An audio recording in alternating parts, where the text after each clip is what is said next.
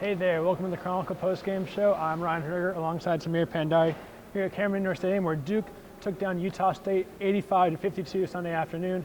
Big performance from Luke Kennard, Samir, something that Blue Devil fans have been waiting to see for a long time. The freshman lit it up from downtown. He made 4 3-pointers, finished the game high 22 points, really showed how well he can shoot for the first time this season. Yeah, all throughout the season, Duke has really been expecting Luke Kennard to finally hit his stride. He's had his looks, he just hasn't been able to knock him down, and finally today, for the first time, maybe all season, he really connected. Like you said, 7 of 9 shooting from the field. The 4 3-pointers were big, and he really energized Duke. They didn't start off the game particularly well, but the moment Luke Kennard checked in, tide kind of turned, and from there on, it was a Luke Kennard show today. It was all about Luke and him getting open shots, him starting to finally get his baskets, and he energized the whole team, including coach. Yeah, definitely. So Duke went into the locker room with a 38-27 lead, and then Kennard started the second half back on the bench, and Duke scored the first 16 points of the second half, really blew the game wide open.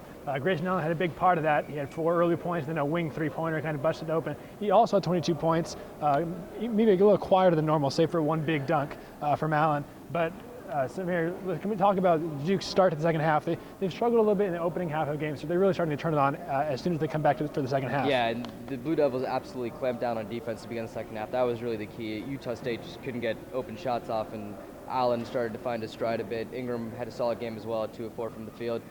He actually started today in place of Derek Thornton, who started the previous 3 games. But I think for the Blue Devils, the main thing you saw is the defensive intensity really ramped up when they began the second half, and they really shut down Utah State. Went on that 16-0 run, and after that, the game was basically in hand. Yeah, definitely. So Duke is now going to have a couple days off. We got Indiana coming in here on Wednesday for the ACC Big Ten Challenge. It's going to be a big matchup, good test. Indiana's got a lot of good guard play, led by Yogi Ferrell at point guard. So that'll be another interesting test for Blue Devils. We didn't see anyone 3-1 today, Samir. So we'll have to see. Duke head coach Mike Krzyzewski said he was pleased with how Duke handled Utah State in the man-to-man, so that's why we signed most of that. So we'll see how they handle the Hoosiers come Wednesday, maybe to the 1-3-1 if they start to struggle defending the ball penetration a little bit. So with that said, Duke 85, Utah State 52. Duke is now 6-1 on the season, and will host Indiana Wednesday night at 9:15. For Pandhare, I'm Ryan Hoerger. We'll see you guys later.